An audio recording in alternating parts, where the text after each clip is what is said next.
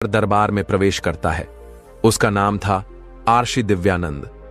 उसकी आंखों में अद्भुत शांति थी और चेहरा आभा से प्रकाशित था।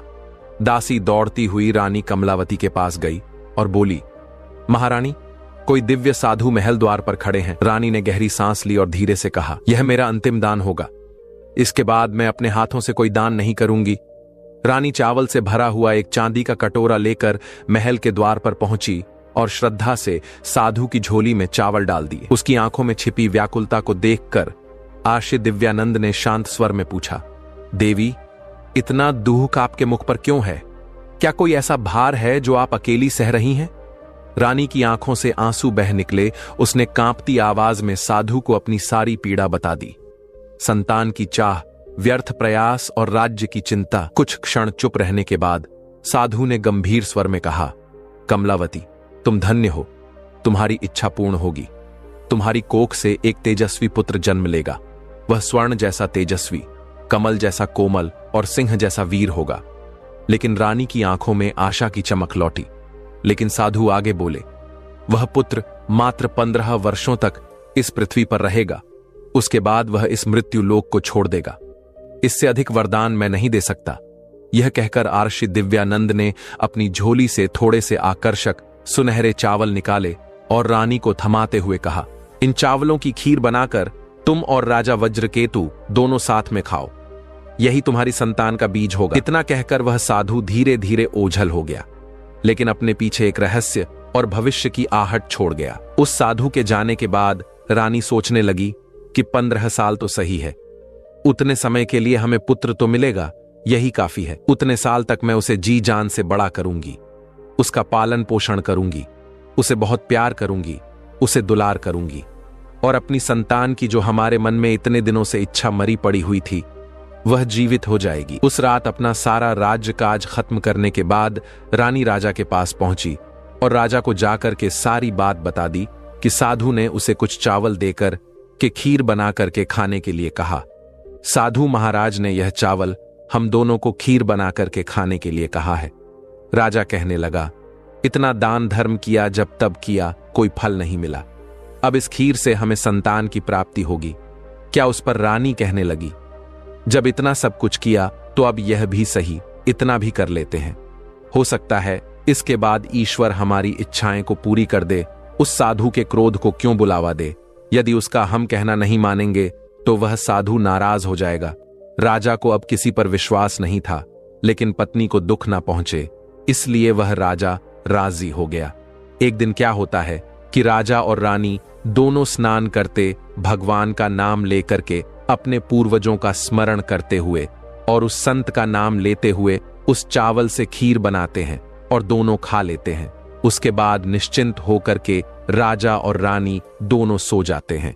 कुछ महीने बीत जाते हैं और साधु द्वारा कहे के अनुसार रानी गर्भवती हो जाती है। उस पर राजा रानी बहुत ही खुश होते हैं और उनकी खुशी फूले नहीं समाती है। राजा रानी से कहने लगा कि महारानी, सचमुच साधु महाराज की कृपा हमारे ऊपर बरस पड़ी है। जब उसका समय पूरा हुआ, 9 माह के बाद पूरे समय के अनुसार रानी ने एक बहुत ही सुंदर पुत्र को जन्म लिया। बड़ा ही तेज था, उसके चेहरे पर मुखमंडल उसका चमक रहा था। राजा ने बड़ी धूमधाम से पुत्र के नामकरण किया और सारे राज्य में कई दिनों तक भंडारा चलवा उत्सव मनाया गया। और अब पुत्र की कुंडली को देखने के लिए राज्य के सबसे बड़े विद्वान पंडित को राजा ने बुलवाया। पंडित जी ने जब उस पुत्र की कुंडली को देखा तो पंडित जी कुंडली देख करके बहुत चिंतित हो गए। कहने लगे कि महाराज, जो यह पुत्र है सिर्फ 15 साल तक जीवित रहेगा। राजा को इस बात की भनक भी नहीं थी। रानी को भी साधु महाराज की बात याद आ गई। दोनों चुप रह जाते हैं। उसके बाद राजा और रानी बड़े लाड प्यार से बेटे का पालन पोषण करते हैं। उस बेटे की हर ख्वाहिश को, हर जीत को वे पूरी करते हैं। थोड़े समय के लिए ही सही, भगवान ने संतान की अपनी मुराद पूरी कर दी। इससे वह हमेशा अपना किस्मत मानते थे। राजपुत्र दिन प्रतिदिन बड़ा होता गया।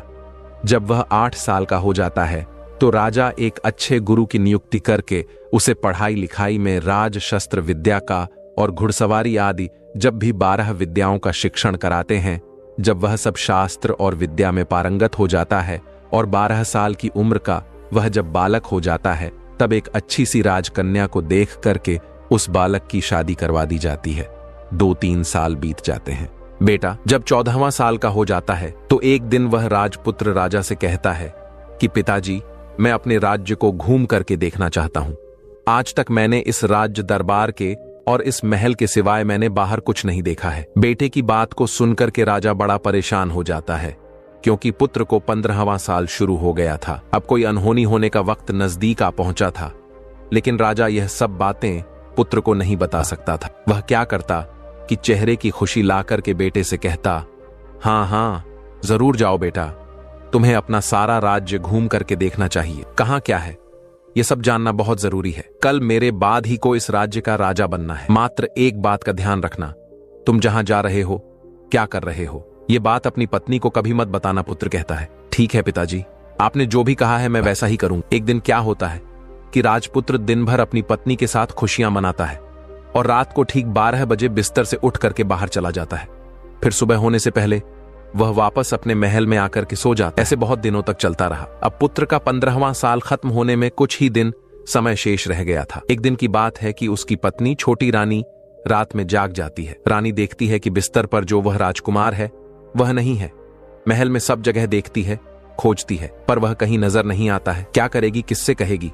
वह चुपचाप रहती है। फिर सुबह होने पर वह देखती है कि उसका पति अपने बिस्तर पर सोया हुआ है। वह पति से कुछ नहीं पूछती, लेकिन दूसरी रात भी वैसे ही होता है। तीसरी रात, चौथी रात, ऐसे कई दिनों तक चलता रहता है। रानी इस तरह को व्यवहार को देख करके अपने पति के बहुत चिंतित हो जाती है, उदास हो जाती है। पति रात को कहां जाता है, क्या करता है, किससे मिलता है, उसके मन में अनेक तरह के सवाल उठते हैं, लेकिन उसे पूछने में उससे डर लगता है। शायद पत्नी के पूछने पर पति को गुस्सा आ जाए और वह गुस्से में आकर के कुछ भी कर बैठे। सास ससुर से पूछने के बारे में सोचा तो उसकी कुल मर्यादा के बीच में आ जाती है। सोचने लगती है कि इस बात को अपने सास ससुर से क्यों पूछूं। इसी तरह से मन ही मन में वह कोसती रहती है। इस हालत से उसे खाने पीने में किसी प्रकार की कोई दिलचस्पी नहीं रह जाती है।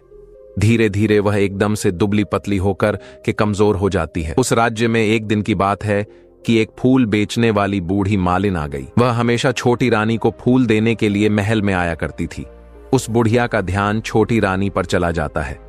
वह छोटी रानी से पूछती है कि बेटी क्या बात है, तुम क्यों दुखी हो? इस तरह से मैं देखती हूं कि तुम सुख करके कांटा होती जा रही हो। रानी कहने लगती है कि क्या बताऊं तुम्हें अम्मा, तुम्हारा जो यह राजपुत्र है वह प्रत्येक रात्रि को बिस्तर से अपने उठ करके कहीं चला जाता है और सुबह होने से पहले ही वापस आकर के अपने बिस्तर पर सो जाता है। वह कहां जाता है, किससे मिलता है, कौन सी उसकी प्रेमिका है, यह सब सोच करके मेरा मन बड़ा दुखी होता है और इसी दुख और चिंता के कारण मैंने खाना पीना सब कुछ छोड़ दिया है और इसीलिए सुख करके मैं कांटा बन गई हूं।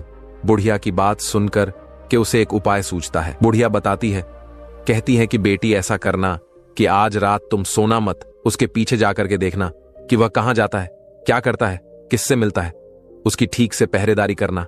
राजकुमारी कहती है, पर मुझे नींद आ गई तो क्या करूंगी? वह बूढ़ी माई कहती है कि नींद ना आए इसलिए एक काम करना, अपने बाएं हाथ की उंगली में एक छोटा सा जख्म बना लेना और उस पर थोड़ी सी मिर्च लगा करके उस पर छिड़क देना। उससे तुम्हें बड़ी जलन होगी और उस पीड़ा से तुम्हें रात भर नींद नहीं आएगी। रानी बुढ़िया के कहने के अनुसार अपनी उंगली में एक छोटा सा घाव बना करके और उस पर थोड़ा सा मिर्च लगा लेती है और उसे नींद नहीं आती है। लेकिन थोड़ी देर के बाद जब वह सो जाती है, दूसरे दिन सुबह बुढ़िया जब फूल लेकर के आती है, उसके महल में पहुंचती है और पूछती है उससे कि क्या हुआ बेटी, देख पाई क्या पति तुम्हारा कहां जाता है? रानी कहती है कि अम्मा, पहले कुछ समय जलन के कारण मुझे नींद नहीं आई, लेकिन जैसे ही जलन शांत हुई उसके बाद मैं सो गई, फिर मुझे पता नहीं चला कि क्या हुआ। वह बुढ़िया कहती है, कोई बात नहीं, आज तुम उंगली पर पहले से थोड़ा बड़ा जख्म बना लेना और उस पर ज्यादा मिर्च लगा लेना। रानी वैसे ही करती है, परंतु वह सिर्फ पति के बिस्तर से उठ करके बाहर निकलते वक्त जाग पाई। वह उसके पीछे नहीं जा सकी क्योंकि उसकी आंखें उस समय तक मूंद गई थीं। उसे नींद आ चुकी थी। दूसरे दिन सुबह जब वह फिर बुढ़िया आती है और रानी से पूछती है तो रानी रो करके कहने लगती है कि अम्मा, आज भी उसकी पहरेदारी में ठीक से नहीं कर पाई। बुढ़िया कहती है कि बेटी, सब कुछ ठीक हो जाएगा, तुम आज रात जख्म और बड़ा करना और उस पर ज्यादा मिर्च के साथ नमक भी लगा लेना और एक काम करना बेटी, वह जब जाने के लिए निकलता है तो उसका रास्ता रोक करके उसके सामने खड़ी हो जाना। बुढ़िया ने जैसा बताया रानी वैसा ही करती चली गई। आज रात उसे नींद नहीं आ रही थी। पति रात के 12 बजे बिस्तर से उठकर कि जब महल से निकलने के लिए आगे बढ़ता है तो वह बुढ़िया ने जिस तरह से उसे बताया था उसी तरह से रानी आकर के पति के सामने रास्ता रोक करके खड़ी हो जाती है। कहती है, कहां जा रहे हो और किससे मिलने के लिए? आप जा रहे हो, मुझे यह बताओ। इसके बाद में जाना पत्नी को इस तरह से देख करके वह राजपुत्र उसे बहुत समझाने की कोशिश करता है। कहता है कि देखो, अगर मैंने तुम्हें यह बात बता दी तो मैं तुम्हें दोबारा नहीं मिल पाऊंगा। पत्नी कहती है, कोई बात नहीं, ना मिल पाओ, लेकिन आप रात के समय कहां जाते हो, क्या करते हो, किससे मिलते हो, यह पहले मुझे बता दीजिए। वह राजपुत्र इसके पत्नी की जिद के आगे बिल्कुल असहाय हो जाता है। पत्नी की जिद के आगे उसकी एक नहीं चलती। ठीक उसी समय उसका 15वां साल शुरू होने वाला था, 15वां साल लगने वाला था। अब वह जाने दो, वह सोचता है कि वह कुछ चावल मंत्रों से सिद्ध करके अपनी पत्नी को देकर के कहता है कि देखो, इन चावल के दानों को दोनों हाथों में अपनी मुट्ठी में पकड़ लेना। पहले दाएं हाथ में पकड़े चावल मेरे ऊपर फेंक देना। मैं कौन हूं तुम्हें पता चल जाएगा बाद में। बाएं हाथ में पकड़े हुए चावल मेरे ऊपर फेंकना, मैं जैसा था तुम्हें मिल जाऊंगा। लेकिन यदि तुम बाएं हाथ के चावल मेरे ऊपर फेंकना भूल गई तो मैं तुम्हें कभी नहीं मिल पाऊंगा। इतना याद रखना। रानी बड़े आत्मविश्वास के साथ कहकर के दाएं हाथ में पकड़े चावल पति के ऊपर फेंक देती है। वह जो राजपुत्र था एकदम एक घोड़े में परिवर्तित हो जाता है। एक सफेद घोड़ा, लंबी गर्दन, बड़ी बड़ी, उसके अयाल देखते ही वह तेजी से दौड़ने लगता है। रानी उस घोड़े को देख करके एकदम से घबरा जाती है और पति ने बाएं हाथ के चावल फेंकने की जो बात कही थी वह सब रानी भूल जाती है। उसकी आंखों के सामने वह घोड़ा महल से बाहर हिना करके बाहर चला जाता है। घोड़ा जो महल से बाहर जाता है तो वापस नहीं आता। अब रानी को बड़ा पश्चाताप होता है। वह स्वयं को कोसने लगती है, लेकिन अब उससे कोई फायदा नहीं होने वाला था। राजपुत्र अब वापस नहीं आने वाला था। जब सुबह होती है, महाराज और महारानी को सब बात पता चलता है। उन्हें बहुत दुख होता है। वह बिस्तर पकड़ लेते हैं और अपने बेटे का इंतजार करने लगते हैं। एक दिन उनका बेटा वापस आएगा, यही सोचते रहते हैं। इसी तरह से 1 दिन, 2 दिन, 10 दिन, महीना बीत गया, 2 महीने बीत गए, 3 महीने बीत गए, आखिर धीरे धीरे करके 6 महीने पूरे हो गए। लेकिन राजपुत्र का अब तक कोई किसी प्रकार का कोई पता नहीं था। प्रधान राजपुत्र को ढूंढने के लिए राज्य के गांव-गांव सिपाही भेजता है, लेकिन उससे कोई सफलता नहीं मिलती है। इधर रानी अपनी जिद के कारण पति के गायब हो गया, यही सोच करके स्वयं ही मन अपने आप को कोसती रहती है। और एक दिन वह प्रण लेती है कि कुछ भी हो जाए, मैं पति को किसी तरह से ढूंढ करके उसे वापस जरूर घर लेकर के आऊंगी। उनका बेटा किसी तरह से उनको मिलना चाहिए था। वह बहू को जाने की आज्ञा दे देते हैं। कहते हैं कि बेटी, तुम्हें जो चाहे वह करो, जहां जाना हो वहां जाओ, लेकिन हमारे बेटे को वापस लेकर के आओ, भगवान तुम्हें कामयाबी दे। अब रानी क्या करती है, वही भेष बदल करके एक सेठानी बन जाती है और अपने साथ कुछ नौकर और दासियां को लेकर के थोड़ा सा कुछ सामान अपने हाथ में लेकर के राज्य की सीमा पर जाती है और वहां एक बड़ा सा भोजनालय खोल देती है। वह आने वाले सब यात्रियों को वह मुफ्त में खाना खिलाने लगती है और उनसे कहती है कि तुम्हें जो खाना खाना है उसके लिए एक शर्त है। कोई अजीब चीज उसकी मालकिन को यानी राजकन्या को बतानी पड़ेगी। जो वहां आने वाला हर नागरिक अपनी तरफ से मैंने यह देखा है, यह कहकर वहां से मुफ्त खाना खा करके जाता था। परंतु रानी को जो बात चाहिए थी वह अब तक नहीं मिली थी। ऐसे ही कई दिन बीतते गए। एक दिन क्या होता है कि रानी के महल फूल लेकर के जाने वाली बुढ़िया के एक बेटा और बहू थे। उनका एक छोटा बेटा था, यानी बुढ़िया का एक पोता था। बेटा और बहू सुबह काम के लिए जब निकलते तो पोते को संभालने की जिम्मेदारी बुढ़िया पर रहती थी। बुढ़िया दिन भर पोते को अपने पालती थी। एक दिन होता कि बुढ़िया को पान खाने की बड़ी आदत थी। वह पान खाने के लिए उसे छूना चाहिए था। वह उसे तैयार करने के लिए सीपियां लेकर के आई और इन सीपियां को भूनने के लिए गोबर के कंडे चाहिए थे। कंडे इकट्ठा करने के लिए वह बांस की टोकरी लेकर के चरवाहे के मैदान में गई। वहां बहुत सारे कंडे थे। उन्हें जमा करते करते उसे घर आने में काफी अंधेरा हो चुका था। इस ओर शाम होते ही काम से वापस बेटा और बहू पहुंचे तो देखा कि बच्चा घर पर अकेला है और रो रहा है। वह दोनों गुस्से से आग बबूला हो गए। इतने में ही वह बुढ़िया घर आ गई। बेटा ने पूछा कि पोते को घर में अकेला छोड़ करके तुम कहां गई थी? वह बुढ़िया कहने लगी कि गोबर के कंडे इकट्ठे करने के लिए गई थी। इस पर जो उसका बेटा था वह कहने लगा, दोबारा बच्चे को अकेला छोड़ करके यदि घर में कहीं गई तो मैं तुम्हें बहुत मारूंगा। बुढ़िया कहने लगी कि नहीं बेटा, फिर कभी ऐसा नहीं करूंगी। लेकिन दूसरे ही दिन बुढ़िया यह बात भूल गई और फिर वही चरवाहे के मैदान में जाकर के कंडे इकट्ठे करने के लिए वह चली गई। शाम को जब बेटा और बहू अपने काम से वापस आते हैं तो देखते हैं कि आज फिर उनका बच्चा घर में अकेला है और रो रहा है। अब उसके बेटे की जो सहन शक्ति थी वह समाप्त हो गई और बुढ़िया के वापस आने पर वे लोग उसे घर से निकाल देते हैं। बुढ़िया रात भर घर के बाहर अंधेरे में बैठी रही और सुबह होते ही टोकरी लेकर के कंडे इकट्ठा करने के लिए वह निकल गई। उस दिन उस पर कंडे इकट्ठा करने का मानो पागलपन सवार था। वह कंडों को इकट्ठा करते करते कब अंधेरा हो गया, सुबह से शाम हो गई, उसे कुछ पता नहीं चला। जब उसे ध्यान आया तो गांव का जो रास्ता था वह ठीक तरह से उसे दिखाई भी नहीं दे रहा था और वह अंधेरे में अपनी आंखें फाड़ फाड़ करके देखती और किसी तरह से वह आगे चल रही थी। फिर एक दिन क्या होता है कि एक कपिला गाय छन छन की आवाज करते हुए, जिसके गले में एक घंटी थी, वह ठुमक कर उस मैदान पर आ गई और उसे देख करके बुढ़िया सोचने लगी कि इस गाय के पीछे पीछे जाऊंगी तो गांव तक अवश्य पहुंच जाऊंगी। यही सोच करके वह बुढ़िया उसके पीछे पीछे चलने लगी। गाय क्या करती है कि उस मैदान से लेकर के एक एक करके 6 मैदानों को पार करती हुई आखिर में वह 7वें मैदान पर जाकर के पहुंच जाती है।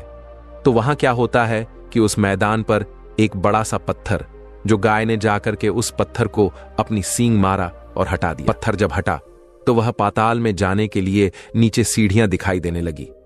जब वह गाय उन सीढ़ियों से नीचे जाने लगी तब बुढ़िया यह सब देखती रही और झट से जाकर के उस गाय की पूंछ को पकड़ लिया और पूंछ पकड़कर के वह गाय के साथ साथ नीचे पाताल लोक में पहुंच गई।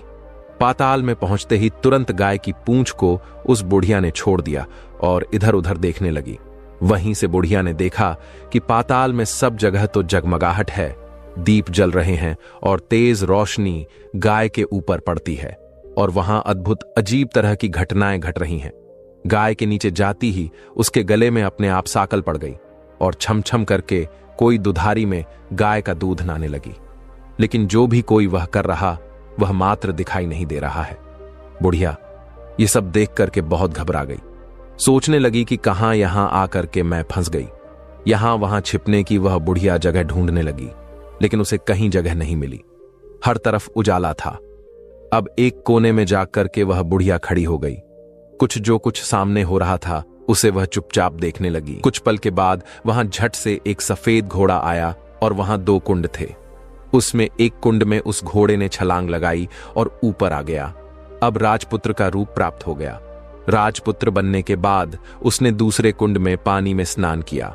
वहां रखे नए नए कपड़े पहने और एक सुंदर पलंग पड़ा था, उस पर आकर के बैठ गया। उसके सामने अपने आप 5 पकवानों की थाली आ गई, दूध की प्याली आई, पान आ गया और सामने उसके एक कौवा बैठा हुआ था। राजपुत्र ने खाना खाया, दूध पिया, पान सुपारी खाई और बिस्तर पर लेट जाने से पहले वह भगवान सूर्य का स्मरण करके सामने उसके रखे कौवे से पूछने लगा कि कौवे कौवे काव कर मेरे माता पिता क्या कर रहे हैं। कौवा कहने लगा बेटे के शोक में वे डूबे। वह कहने लगा कि राज्य को कौन संभाल रहा है। कौवा कहने लगा कि राज्य प्रधान संभालता है। राजकुमार ने पूछा कि मेरी पत्नी क्या करती है। कौवे ने कहा उसने चौराहे पर आकर के भोजनालय शुरू किया है और आते जाते लोगों से वह हर रोज नई खबर के बारे में पूछती है। कौवे के यह कहते ही राजपुत्र कहने लगा ठीक है। उसके बाद वह सो गया। बुढ़िया कोने में खड़ी होकर कि यह सब कुछ देखती रही। ऐसी अद्भुत घटना उसने जिंदगी में पहली बार देखी थी। उसे अंदर ही अंदर बड़ी व्याकुलता होने लगी। वह अपनी भूख प्यास सब कुछ भूल करके आगे क्या होता है यह देखने के लिए व्याकुल होने लगी। लेकिन उसके बाद और कुछ घटनाएं नहीं घटी। इसी तरह से रात बीत गई, सुबह हो गई। सुबह होने पर पलंग पर सोया हुआ वह राजकुमार उठा और फिर से पहले वाले कुंड में छलांग लगाई। अब वह फिर से घोड़ा बन करके कुंड से बाहर आ गया और बाहर आते ही वह तेजी से उस पाताल नगरी के बाहर निकल गया। लेकिन वह कहां गया बुढ़िया को कुछ पता नहीं चला। उसके बाद पिछली रात की तरह कोई उस गाय को छम छम करके दूध धोने लगा।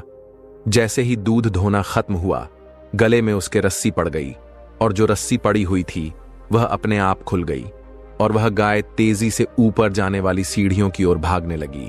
गाय को उस तरह जाते हुए देख करके वह बुढ़िया सोचने लगी, अब गाय के साथ यहां से ऊपर जाना ही समझदारी है, नहीं तो कोई नई मुसीबत आकर के मेरे ऊपर पड़ जाएगी।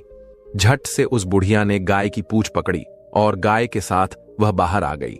गाय जब ऊपर मैदान में पहुंची तो सुरंग का रास्ता अपने आप बंद हो गया और उसके मुंह पर रखा हुआ बड़ा सा पत्थर वह पहले की तरह ही रख गया।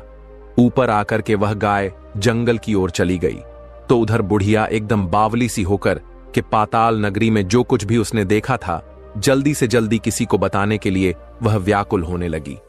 एकदम से याद आया कि नगर की सीमा पर कोई औरत है जो भोजनालय चलाती है और नई बात बताने वाले को वह खाना मुफ्त में खिलाती है।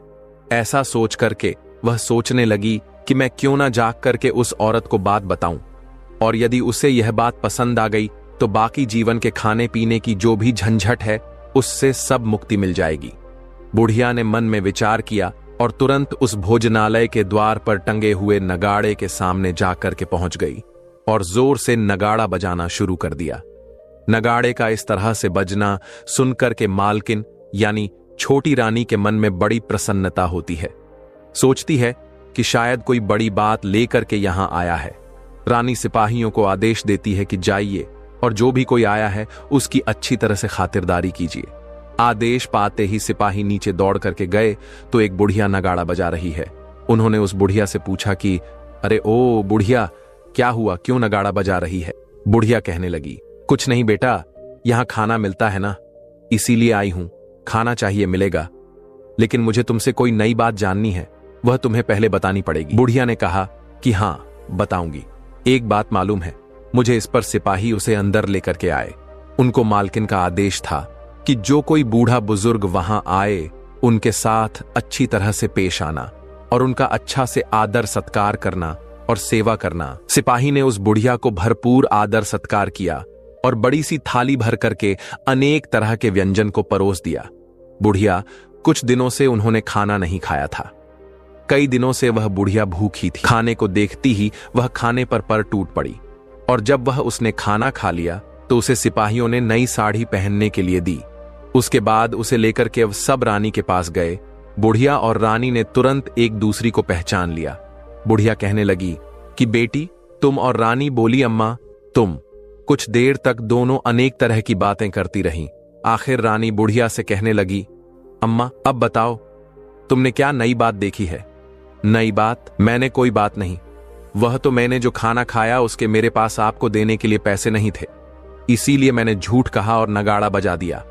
रानी ने कहा कि अम्मा घबराओ नहीं, मैं किसी को तुम्हारा नाम नहीं बताऊंगी। फिर भी बुढ़िया कहने लगी कि मैंने क्या देखा, कब देखा करके आनाकानी करने लगी। इस पर वह जो रानी थी उसने कहा, देखो अम्मा, यदि तुमने मुझे वह नई बात बताई तो जिंदगी भर मैं तुम्हारी देखभाल करूंगी और तुम्हें रानी माता की तरह रखूंगी। अब बुढ़िया इस बात को सुनकर के बताने के लिए तैयार हो गई। उसने जो कुछ भी उस चरवाह वाले मैदान से लेकर के उस पाताल लोक में जो कुछ भी देखा था वह सब कुछ उसने उस राजकुमारी को बता दिया। वह राजपुत्र उसी का पति है। वह तुरंत बुढ़िया से कहने लगी, अम्मा मुझे उस जगह पर लेकर के चलो। बुढ़िया कहने लगी कि नहीं बेटी, वह पाताल राज्य है, सांप है, यदि किसी ने तुम्हें देख लिया तो तुम्हारी जान खतरे में पड़ सकती है। लेकिन रानी उसकी एक भी नहीं सुनती। उसे उस जगह पर ले जाने के लिए जोर करने लगी। आखिर में बुढ़िया ने रानी का कहना मान लिया और कहने लगी कि ठीक है, मैं तुम्हें वहां लेकर के चलती हूं, पर आज नहीं, कल वहां जाना, शाम को ही जाना होगा। दूसरे दिन दोपहर को रानी बुढ़िया के साथ उसी मैदान पर गई और एक जगह छुप करके गाय के आने का इंतजार करने लगी। जब शाम हुई, अंधेरा होने लगा। गाय हमेशा की तरह वहां आई। मैदान के उस कोने में जाकर के उसने पत्थर पर सींग मारा और झट से पत्थर हट करके सुरंग जाने का रास्ता खुल गया। गाय उस रास्ते से नीचे उतरने लगी तो बुढ़िया रानी से कहती है कि जल्दी आगे बढ़ो बिटिया, हम गाय की पूंछ पकड़ करके नीचे चलेंगे। वे दोनों, बुढ़िया और रानी, गाय की पूंछ पकड़ करके पाताल लोक में पहुंच जाते हैं और बुढ़िया पहले की तरह कोने में छिप जाती है। कोने में छिपी व नीचे सब कुछ पहले जैसी जो घटनाएं थीं वह घटित हो रही थी। गाय के गले में अपने आप रस्सी पड़ गई। कोई अदृश्य आदमी आकर के उस गाय को धोने लगा। एक सफेद घोड़ा आकर के एक कुंड में छलांग लगाया और राजपुत्र के रूप में वह बाहर आया।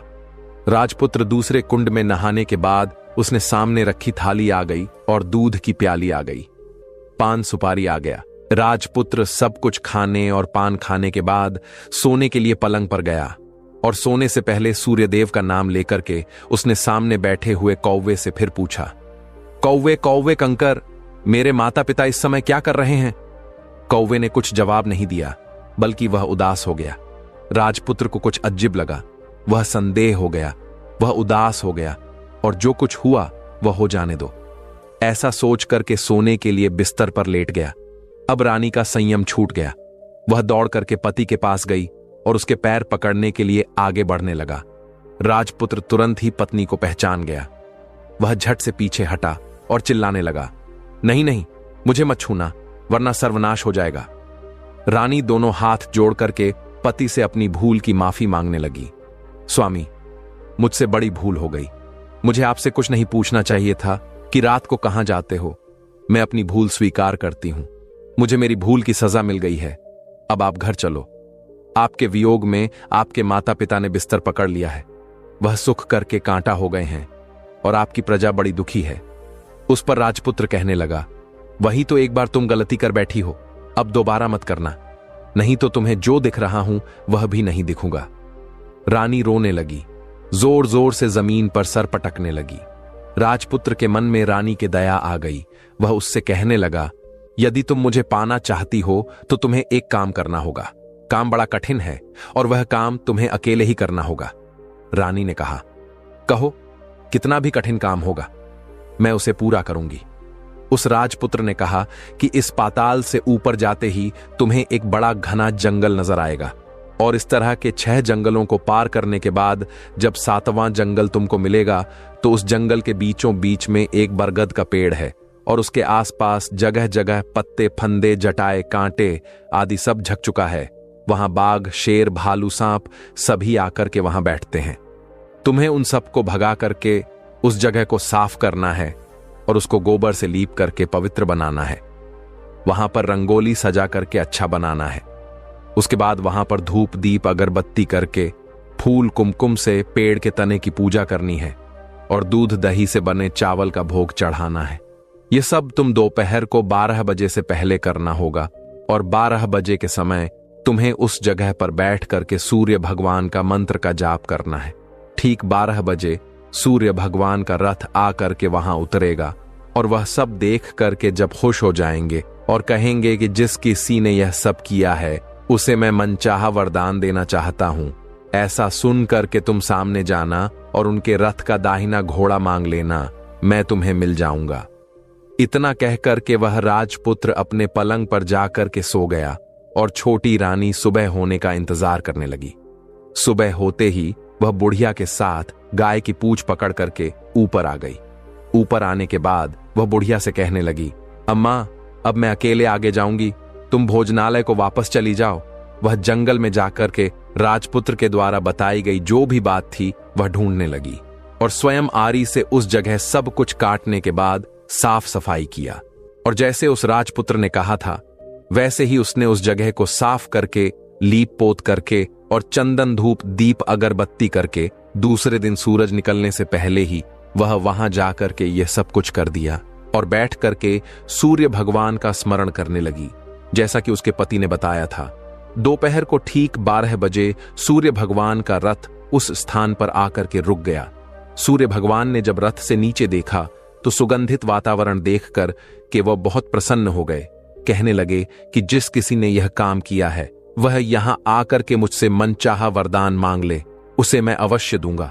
रानी ने जब यह शब्द सुना तो बिना किसी संकोच के दौड़ करके वह सूर्य भगवान के सामने आई और उनको साष्टांग प्रणाम करके कहने लगी, भगवान, वह मैं ही हूं, मैंने इस जगह को साफ किया है। अच्छा, तो तुम्हें जो चाहिए वह वरदान मांग लो। भगवान, मुझे आपकी रथ का दाहिना घोड़ा चाहिए। सूर्य भगवान बोले, नहीं नहीं, मैं तुम्हें ऐसा नहीं दे सकता। मैं किसी भी तरह से तुम्हें रथ का यह घोड़ा नहीं दे सकता। मेरे रथ में 12 घोड़े हैं। तुम चाहो तो कोई और घोड़ा मांग लो, लेकिन यह दाहिना घोड़ा मत मांगो, वह मैं तुम्हें नहीं दे सकता। छोटी रानी ने एक भी नहीं सुना।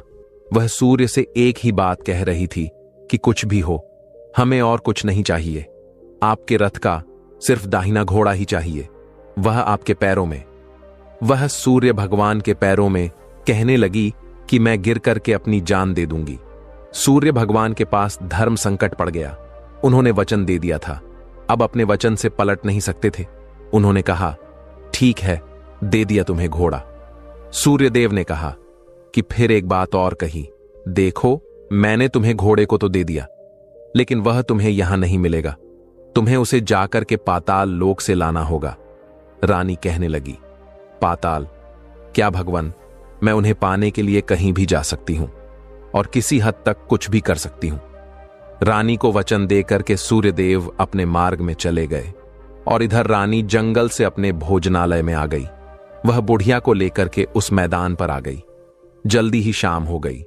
शाम होते ही वहां पर गाय पहुंची और गाय की पूंछ पकड़ करके वे दोनों वहां पर पाताल लोक में जाकर के पहुंच गई। रानी और बुढ़िया जल्दी जल्दी नीचे जो कुछ भी पाताल लोक में घटनाएं थीं, वह सब पहले की तरह ही घटित होने लगी। घोड़े का एक कुंड में स्नान करके राजपुत्र बनना, नहा धो करके पलंग पर जाकर के बैठना और खाने पीने की थाली उसके सामने आना, जो कुछ पहले हुआ था वह सब उसी तरह से हो गया। लेकिन आज एक नई बात घटी। आज दो दो थाली दो दो, दूध की प्याली दो दो, पान बीड़े उसके सामने आए। वह कुछ नहीं बोला। अपने हिस्से की थाली खा करके, दूध पी करके, पान खा करके वह सोने के लिए चला गया और हमेशा की तरह सोने से पहले वहां बैठे कौवे से वह पूछने लगा, कौवे कौवे कावंकर, मेरे पिता क्या करते हैं? उस कौवे ने जवाब दिया कि वे दोनों तुम्हारे शोक में मरने की स्थिति में पहुंच गए हैं। ऐसा सुनकर झट से उसकी आंखों से आंसू बहने लगे। फिर वह पूछने लगा कि कौए कौवे कौ अंकर, मेरा राज्य कौन चला रहा है? वह कौवा कहने लगा कि तुम्हारा राज्य प्रधान चला रहा है और वह सब कुछ हड़प चुका है। वह प्रजा पर बहुत अत्याचार कर रहा है। यह सुनकर के राजपुत्र को बड़ा गुस्सा आया। वह गुस्से में अपनी मुट्ठी को भींच लगा, पूछने लगा, कौवे कौवे अंकर, मेरी पत्नी इस समय क्या कर रही है? कौवा कुछ नहीं बोला, चुप रहा। अब रानी का संयम जवाब दे चुका था। वह दौड़ करके पति के गले में जाकर के पड़ गई और अब मैं तुम्हें मिल गया। राजपुत्र कहने लगा, सच कहते हो? अब आप फिर से घोड़ा तो नहीं बनोगे? नहीं, मैं दोबारा घोड़ा नहीं बनूंगा। तुमने जो इतने सारे कष्ट उठाए हैं मुझे पाने के लिए, इसलिए सूर्यदेव ने मुझे सदा के लिए घोड़े के जन्म से मुक्त कर दिया है। राजपुत्र ने बड़े प्यार से कहा और उसे गले लगाया और उसके आंखों आंसू पोंछे। और उसके बाद वह जो वहां पर कौवा बैठा हुआ था वह कहने लगा कि हे राजकुमार और राजकुमारी, तुम दोनों जाने से पहले मेरी 3 बातें याद रखना। कौवा राजकुमार से कहने लगा कि पत्नी चाहे कितनी भी प्यारी हो, आप उसे कितना भी मानते हो, लेकिन यह 3 बातें उसको कभी नहीं बताना। पहली बात, जिस बात को बताने से आपके ऊपर और आपके परिवार पर संकट आने वाला हो, उस बात को पत्नी से कभी नहीं बताना चाहिए। दूसरी बात, ऐसी बातें जिनको आप गुप्त रखना चाहते हैं, किसी के साथ साझा नहीं करना चाहते, वह बातें भी पत्नी को नहीं बताना चाहिए, क्योंकि स्त्रियों के पेट में कोई भी बात नहीं पचती है। इसलिए गुप्त बातों को पत्नी से कभी नहीं बताना चाहिए। जिस बात को बताने से आपकी जान को खतरा हो और आपके माता पिता को कष्ट हो, आपके परिवार पर संकट आ जाए, ऐसी बात को भी स्त्री से कभी नहीं बताना चाहिए। कौवे की बात को सुनकर के वे दोनों ने कहा, ठीक है, मैं जैसी गलती हम लोगों ने पहले की है, अब वह दोबारा गलती मैं नहीं करूंगी। उसके पश्चात उस राजपुत्र ने बड़े प्यार से कहा और उसे गले लगा लिया, अपनी रानी के आंसू पोंछे। कुछ देर के बाद सुबह हो गई। गाय की श्रृंखला टूट करके भूलोक पर जाने लगी। रानी, राजपुत्र और बुढ़िया उसकी पूंछ पकड़ करके ऊपर आ गए। ऊपर आने पर वह सीधे भोजनालय में पहुंचे। वहां का सब सामान लोगों में बांट दिया और अपने राज्य को वापस चले गए। अपने राज्य के पुत्र को वापस आते हुए देखकर कि वह जो उसका तेवर था, वह देख करके जो प्रधान था, वह सब घबरा गया। राजपुत्र ने उसे बंदी बना करके कैद खाने में डाल दिया और राज्य की बागडोर को खुद अपने हाथों में ले लिया। इसके बाद अपने माता पिता से मिलने के लिए वह राजकुमार राजकुमारी के साथ अपने महल में गया। और राजपुत्र क्या देखता है कि उसके माता पिता उसके शोक में शोक करके कांटे बदन गए हैं। पुत्र को देख करके मरणासन्न स्थिति में राजा और रानी की आंखों से टप टप आंसू बहने लगे। इन दोनों ने पुत्र को गले लगाया, उसे प्यार से सहलाने लगा। इतना होने के बाद उनके सेहत में एकदम से सुधार आने लगा। वह अब बिस्तर से उठ करके बैठ गए, पुत्र को आशीर्वाद देने लगे। राजा के पुत्र के आने की खबर तुरंत सारे राज्य में फैल गई। प्रजा इस तरह की बात को सुनकर के फूल नहीं समा रही थी। सारी प्रजा राजमहल में आकर के इकट्ठी हो गई। राजपुत्र ने उन्हें दर्शन दिया और आज से उन्हें किसी किसी प्रकार का कोई दुख नहीं